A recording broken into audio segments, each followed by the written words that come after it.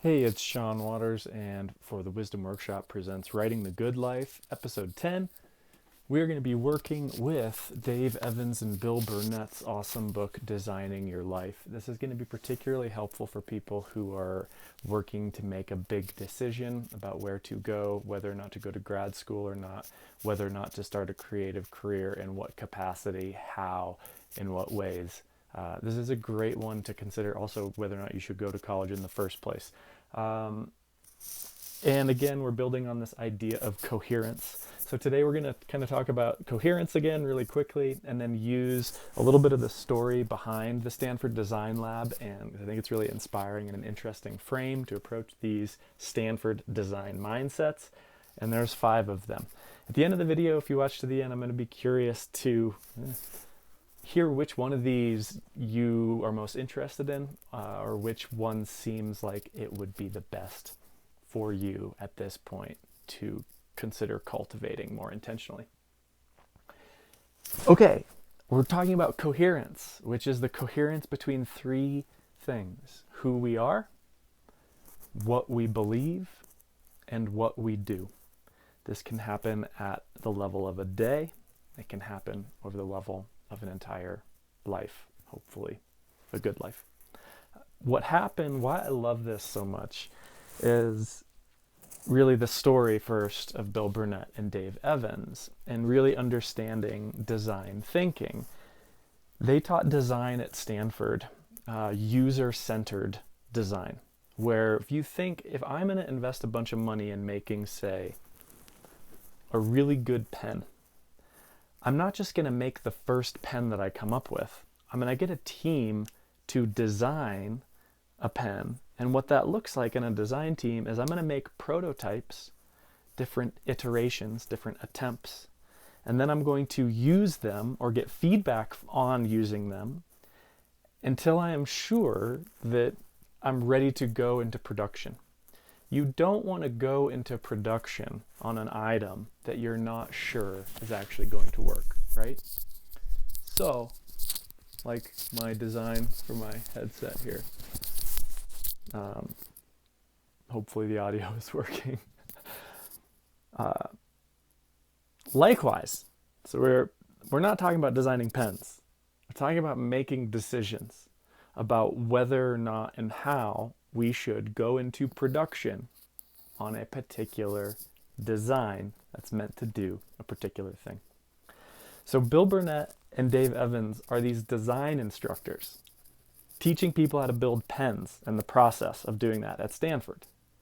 And they fall in love with the art and act of student advising, which they prefer to use the word counsel, as advice implies that you know what's best for another person. Counsel implies more of a perspective sharing or an ability to get a student to ask different, more revealing questions about their situation, to think about their situation in a different way, to make the decisions best for them, which is really kind of an awesome little tiny microcosm of what education is and what a good education is having guides and teachers and people that can help you see your projects from different angles and help you make decisions about them, which is why online classes traditionally don't work for me, and why we built the Wisdom Workshop to have real communities of people that provide real accountability to each other so that we're doing the work in community and in context.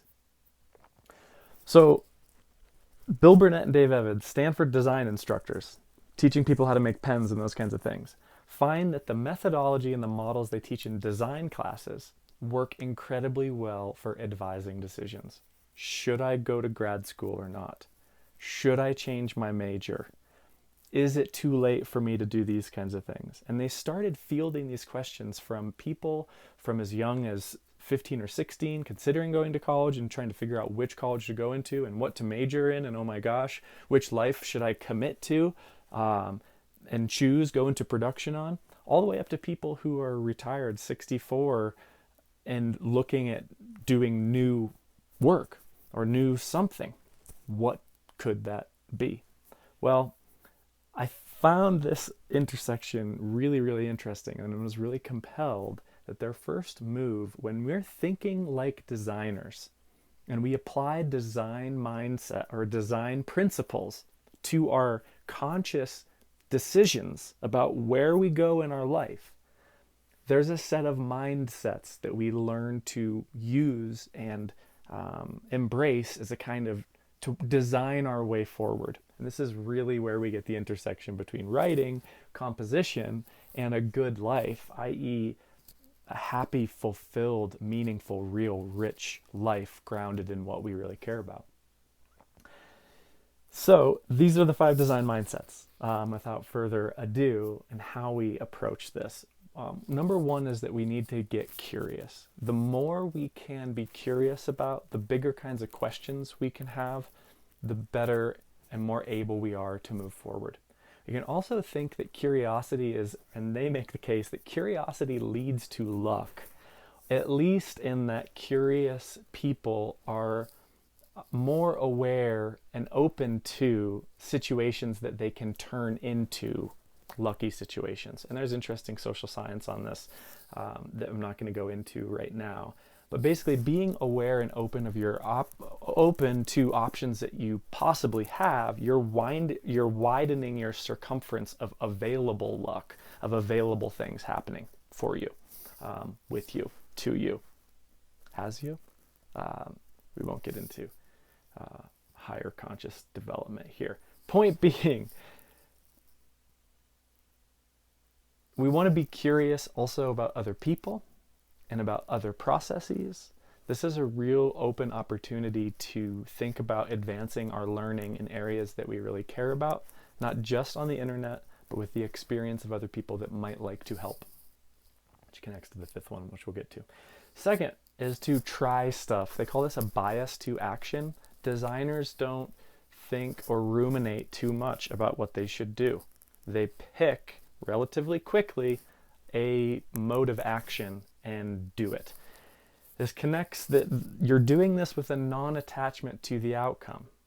If I'm a good designer and I design a prototype for a pen and the design doesn't work, but I get valuable feedback on how to make the next one better, that is a success. If I get so caught up in making this design perfect, it's going to prevent me from my ability to being able to ship my prototype, get feedback on my prototype, and redesign a better prototype and a better pen.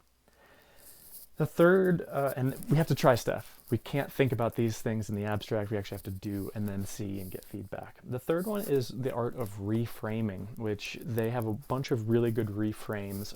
This is the way to ask a question in a way that you wouldn't ask it, that gives you other ways of thinking and approaching the problem. There's 2 good examples of this that we're going to use. One of them is the idea of figuring out what you're going to be when you grow up, or figuring out what you're going to do. So how am I going to choose the best path for my life? That can be an intimidating question, and one of the ways to diffuse that intimidation is the reality and the knowledge that most adults in America today have at least 7 careers over the course of their lifetimes.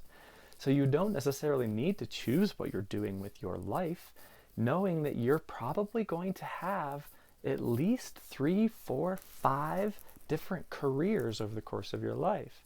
If you think about designing your multiple lives, think that you will get time and you can build multiple lives and you aren't limited to this one decision. Even if this one decision takes you on this road for the next 7 years, we're living in a time where we will have multiple lives. So that's an example of a reframe. Instead of thinking, what am I going to do with my life? What are you going to do with your lives? Assuming that you have 6 of them. Let's chart out what those 6 might be. And now which one do you want to act on now? Second one that I really like when you're trying to decide between 2 options, what should I do? Should I go to grad school or not? Think about why you're going to want to do each of those. It doesn't matter what you do, it matters why you do it. Change your verb, change your life, change the frame of mind that you're looking at a problem, change your possibilities of interacting and acting on it in profound and powerful ways. The fourth one goes along with the second one, but this is why I put listening as this is listening design. We're really working to be aware of this process. I'm noticing when I'm having resistance to this part of the creative process, this is very difficult to me when I enter into project management world and I have to manage my own emotional expectations of the outcome of the project with the emotional expectations of the contracted artists that are working on the project. And that aspect of project management is very, very difficult to me. I'm getting a pit in my stomach. I'm kind of in my chest, it's kind of clenching and tightening up. Those are all worth being aware of and seeing where we fit in the process or the projects that we're working on. And that connects to number 5, ability of radical collaboration or asking for help. People want to help, especially if it doesn't cost them very much. When we are looking for help, we want to make sure that we're not asking for too much from people, and we are honoring their perspective, time, and insight into our potential situation. So when we're asking for help, one of the best ways to ask for help is to just get someone else's perspective, and starting around people that we care about. If you're stuck brainstorming, how would other people brainstorm? If you're stuck deciding how you're going to try stuff, how would other people do that? If you need to kind of see things from another perspective, is there someone in your life that might help you see it from a different perspective? Asking for help is another one of these giant, there's a lot to that. We're actually going to spend an entire week thinking about listening conversationally and how to ask for help better from other people that might be able to provide it. But for now, in this week of thinking about the coherence between who I am, what I believe, and what I'm doing, one of the main tools that we have are these 5 design mindsets given to us by Bill Burnett and Dave Evans in their awesome book, Designing Your Life, How to Build a Well-Lived, Joyful Life. Honestly, a big inspiration of this entire workshop is to think about giving people the structure to employ these ideas on a consistent daily basis for 49 days, or at least 40 days. 7 weeks to see what we can come up with in that time frame. I'm curious which one of these you like the most. I'm going to put my stake on curiosity. And I need to get better at having a more biased action. I can be very ruminative, thinking over and over again on my pages, where I have to remember the Chinese saying, talk does not cook rice. Reframing things might be a real benefit. Having more awareness of the process, realizing that you can have a bigger patience in what you're working on, or asking for help. Which of these design mindsets do you think will most help you, and why? Which one are you already good at, and how did you get good at it? Hope this helps. If you have a big decision you're trying to make, we are going to go over decision making, and we're going to also take this into our work, play, love, and health dashboards, and our sense of a compass so we can navigate our way forward. Thank you very much. Hope this helped.